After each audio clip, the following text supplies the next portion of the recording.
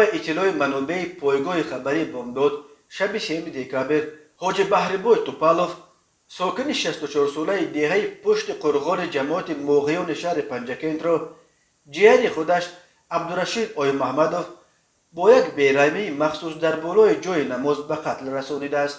حادثه تقریبا ساعت 10 شب 3 دکامبر در خانه دختر حاجی بحربوی که همسر برادر عبدالرشید بود روی داده است. عبدالرشید که در حالت مستی قرار داشت وقت نماز خفتن را خواندن تقویش به وی از پشت حمله آورده حاجی را از پای می افشاند و با مشت و لغت گردن و قبرغه های موی سفید را می شکند.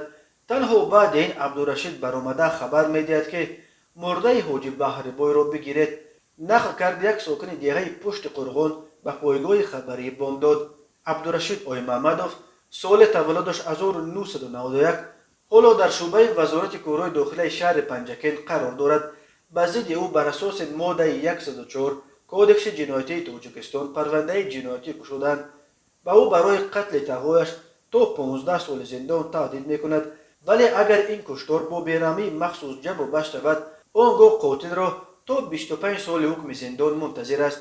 به گفته همدیگان عبدالرشید در یگان جا کار نمیکرد و زیاد مشروبات می نوشید.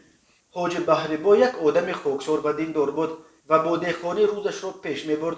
آن کس هرچند به عبدالرشید تقوی اوگی می شد ولی همیشه او را نصیحت می کرد که شراب نوشی را بس کند، برای راست پای ماند.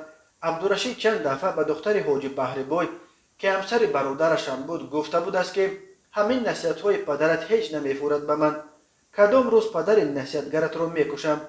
برای نصیحت هایش نقل کردن ساکنان پشت قرغان در صحبت با بامداد. مقامات پنجکند این حادثه را هنوز شرح ندادند. وقتهای آخر از تاجیکستان درباره کشتار یا قصد کشتار خویشاوندان نزدیک خبرهای زیاد به دست میرسند. تنها در ماه نوامبر وزارت کارهای داخلی درباره 7 چنین جنایت‌های سنگین خبر داد. در 3 مورد شوهران قصد جان زوجه‌هایشان را کرده، در یک مورد برعکس یک زن شوهرش را با تبر کشت، در یک مورد دیگر کلین خانواده خوشدامانش را با ضربه کارد به هلاکت رساند. و روز 26 نوامبر یک زن 29 ساله ساکن ناحیه سنگوار از سبب مناقشه عائلوی مادر 43 سالش را با روی فریب به نزد ساحل دریای خنگو برده او را به داخل دریا تیره نموده است. در نتیجه جبر دیده غرق شده به هلاکت رسیده است.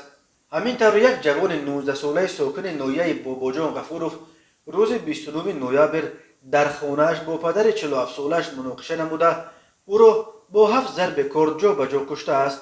در جامعه مسلمانی تاجیکستان آدمکشی به سر خود یک گناه کبیر شمرده می شود و کشتن خویشاوندان نزدیک به خصوص پدر یا مادر گناهی است سخت نابخشیدنی. جامعه شناسان در وقتهای آخر افزودن موردهای دست به جان نزدیکان خود زدن در تاجیکستان را به افت ارزش‌های اخلاقی در بین مردم ربط می‌دهند.